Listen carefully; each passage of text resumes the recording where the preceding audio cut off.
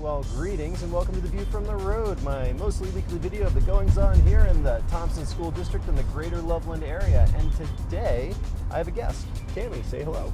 Hi guys, how are you? So this is Kammi Eckhoff. She's another one of our ed reps. She handles the Poudre School District area. And tell us a little bit about your background, where you come from, and how you ended up here. Well, I graduated from CSU in the late 70s, and eventually my husband and I ended up in Colorado Springs, where I taught middle school band for almost 30 years. And about 2016, I retired, and my husband and I moved to Fort Collins. That's someplace we've talked about for several years to come up for retirement. They always come back. Yeah, and Drew made the mistake of asking if I would like to help with some lick and spits, and I said sure, and after that he had to hire me. It just kind of blossomed from there. Well, Kammi, as I keep telling everybody, got suckered into helping me out today. We have a lot of repairs to deliver. I've been talking about the backlog of repairs. Well, we've finally cleared a bunch of it, at least for the Loveland area, and it was just too much to carry. So I ran into her at the store yesterday and was whining and said, hey, why don't you come on with me? And she said, sure. So I'm not sure who called whose bluff, but here she is. So what do you think of what you're seeing out here, Kammi? I talk with these people all the time, and I had Wes out a few weeks back, and we got his perspective. But what's your perspective on what you're seeing, what's going on in the schools, and what direction things are going in? Well, I see a lot of very excited teachers, even though they just came back from a week-long Thanksgiving break, but teachers really prepared for what's coming up in the next 4 weeks that are very busy because of holiday concerts, and not only concerts at school, but concerts that they're involved in the community and maybe in the churches, and just very positive. What's your advice to those teachers, considering you have a lot of experience, and some of them have only been doing this a couple of years, of how to manage the performances with the kids, their personal performances, and their family obligations? I think the one thing is, and we never do that because as musicians we're not good at balancing our home life with our work life. No, never. And we need to just make sure that you do the best you can, and there's certain things that you can't fix. And so you just take a deep breath and you just go on, and the only one that's going to know that it's not quite up to your snuff is you. Okay, because you are your greatest critic. And yeah, you'll go to bed after concert and you'll think, oh, I should have done this and I should have done that, and maybe I should have did it this way.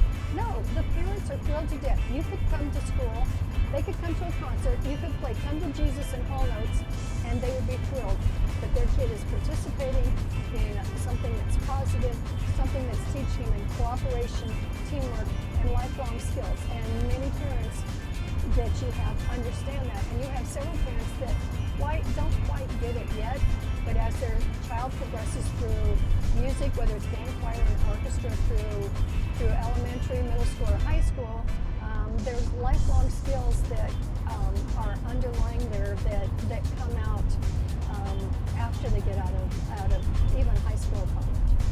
And what about the kids? They left for break, they're like, oh, it's mid-November, and now it's like, uh-oh, it's December.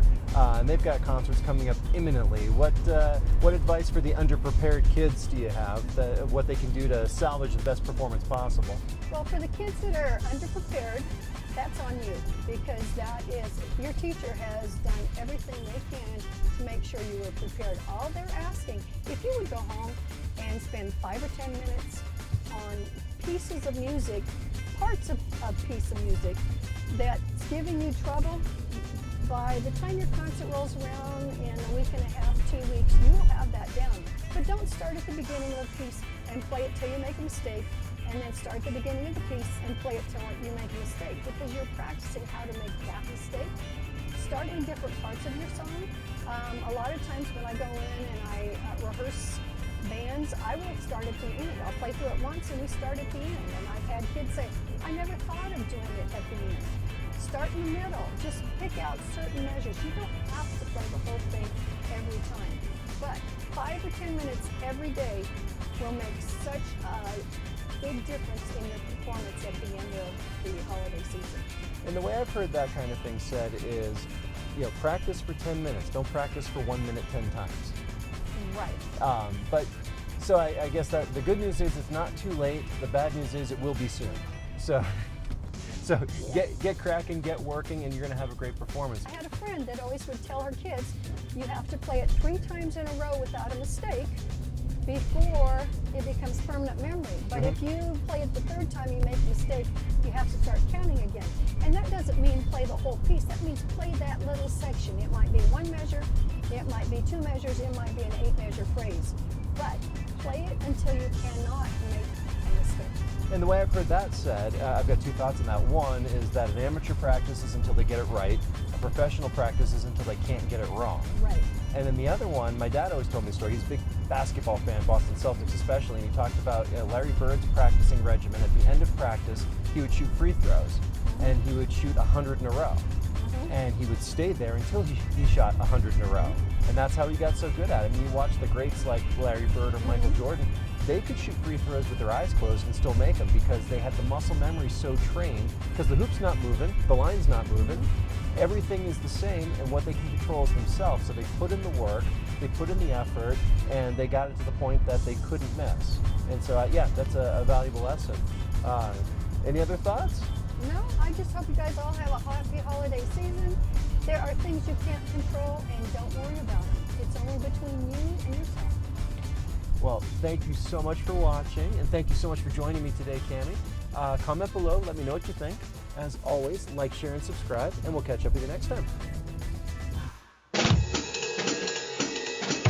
Thank you for riding along and seeing the view from the road. If you liked this video, please share it with a friend. Subscribe to our YouTube channel and follow us on Facebook, and you will never miss a new video. I'm Drew Holmes, owner of Boomer Music Company and educational representative for the Thompson School District in Loveland, Colorado. Thanks for watching.